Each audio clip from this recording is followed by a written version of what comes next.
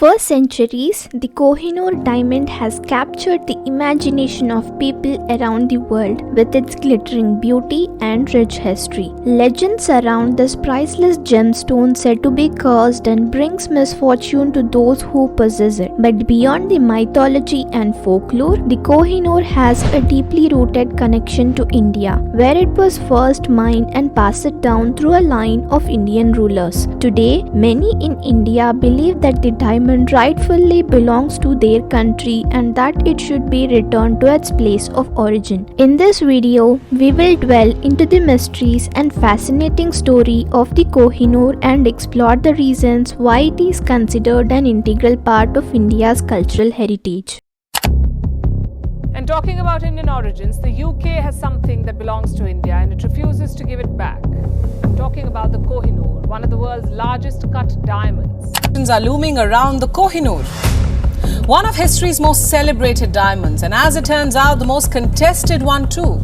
The jewel was at risk of kicking off another dispute where the Indian artifact stolen during the British Raj has been raging for years. But one British broadcaster of Indian origin, Haritha Lekha, has set the internet ablaze with a fiery debate calling for the return of the Kohinoor diamond, the jewel which was mined from Golconda in Andhra Pradesh in the 13th century.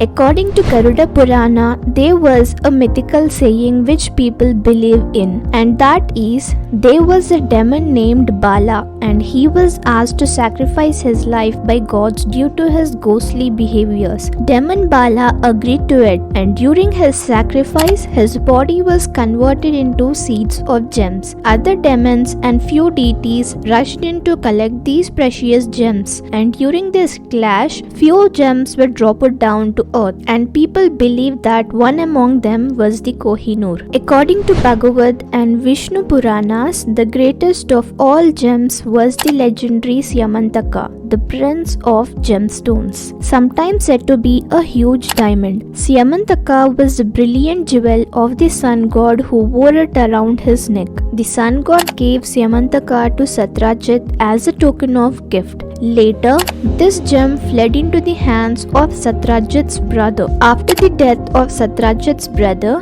the Syamantaka was stolen by Jambavan, the mighty king of all bears. Satyajit misunderstood and claimed that Krishna had killed his brother and looted the gem. To clear his name, Krishna went into the forest in search of the murderer. There, he found the gem with Jambavan. Krishna asked him to return it back, but Jambavan refused it. This led into a great battle between Jambavan and Lord Sri Krishna. This was an intense combat between them for almost 28 days. Later, Jambavan realized that Krishna might be a god and bowed down to him, and the Syamantaka was returned to King Satyajit. Satyajit offered Syamantaka as a token of appreciation to Lord Sri Krishna. Later, Syamantaka was stolen and went completely unknown. This mythological tale of greed, theft, and bloodshed so closely mirrored the actual murderous history of the Kohinoor. By the 19th century, many pious Hindus began to equate the Kohinoor diamond with the Syamantaka.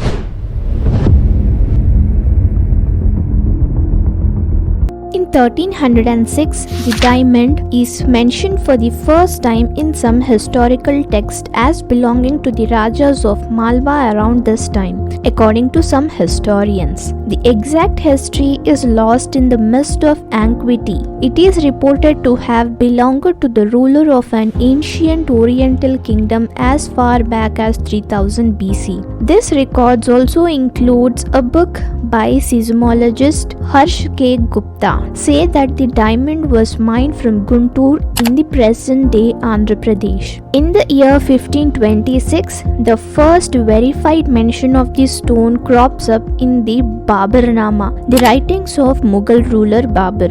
Babur acquired the rock after defeating Ibrahim Lodi, the last of the Delhi Sultans in the first battle of Panipat. The diamond passed to Shah Jahan and Aurangzeb before coming into the possession of his grandson Sultan Muhammad. In the year 1739, Persian General Nadir Shah defeated Muhammad to conquer Delhi and the diamond, and also gave it its now famous name Kohinoor, which means the mountain of light in Persian. He takes the stone back to Persia, but is assassinated 8 years later. The diamond now passes into the possession of one of his generals, Ahmad Shah Durrani, in whose family it stays for the next generation. In the year 1813, the diamond returned to India when Shah Shuja Durrani, a descendant of Ahmad Shah, escaped from his quarreling brothers in Kabul, brought it to Punjab and gave it to Maharaja Ranjit Singh, the founder of the Sikh Empire. Much later, Lord Dalhousie wrote in a letter that Shah Shuja's wife Wufa Begum was said to have described the rock, saying, "If a strong man were to throw 4 stones, one north,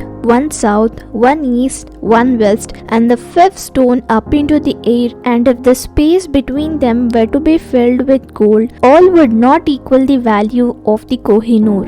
In the year 1839, Maharaja Ranjit Singh died, leaving the diamond and his kingdom to his sons. However, after 3 of his older sons were killed in a quick succession, in the year 1843, 5-year-old Dalip Singh took the throne, becoming the last Indian sovereign to own the Kohinoor. In the year 1849, the British won the Second Anglo-Sikh War and annexed the Sikh kingdom of Punjab under the Treaty of Lahore. 11-year-old Dalip Singh signs over the kingdom and the diamond over to them before stepping down from his throne. Article 3 of the treaty reads, "The gem called the Kohinoor, which was taken from Shah Shuja ul Mulk by Maharaja Ranjit Singh, shall be surrendered by the Maharaja of Lahore to the Queen of England." In the year 1852, the diamond was taken to England and showcased to the public. However,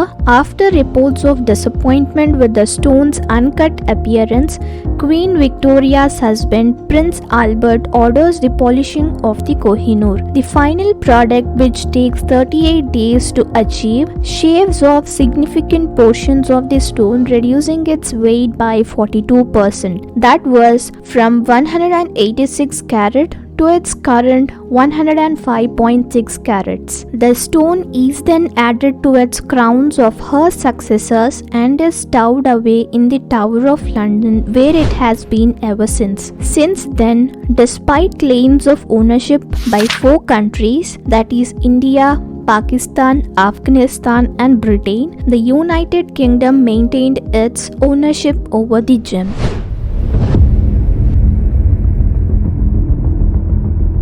The curse of the Kohinoor diamond is a legend that has been associated with the diamond for centuries. It is said that the diamond is cursed and will bring misfortune and bad luck to anyone who owns it or wears it. One of the documents also mentions that he who owns this diamond will own the world, but will also know all its misfortunes. Only God or a woman can wear it with impunity. According to the legend, the curse of the diamond originated in India, where the diamond was originally discovered. It is said that diamond was stolen from a temple in India where it was believed to have been worshipped as a sacred object. The curse was then placed on the diamond by the priest of the temple as a punishment for its theft. Over the centuries, the diamond has passed through the hands of many rulers, including the Mughals, the Persians, and the British. Each of these rulers experienced a misfortune or tragedy during their reign or after they possessed the diamond. For instance,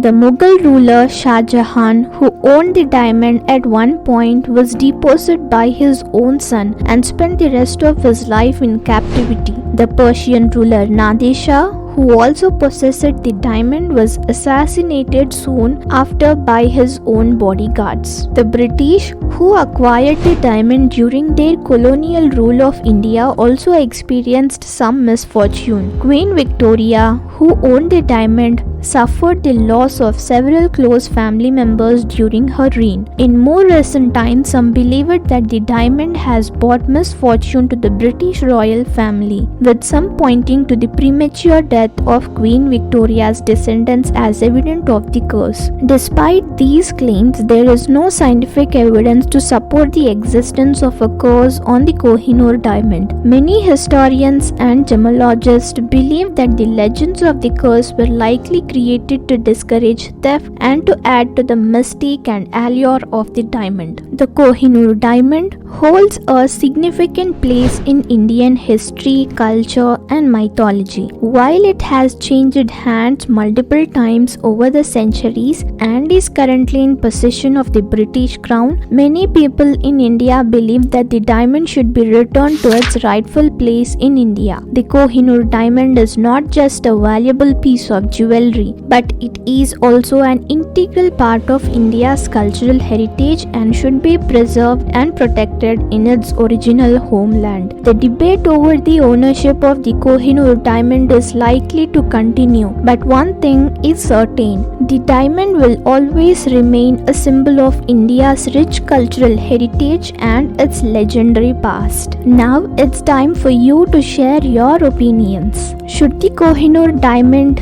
be preserved and protected in its original homeland, that is India, or should it stay back in the United Kingdom? Share your opinions in the comment section below. And if you like the video, hit the like button and do subscribe for more informative videos.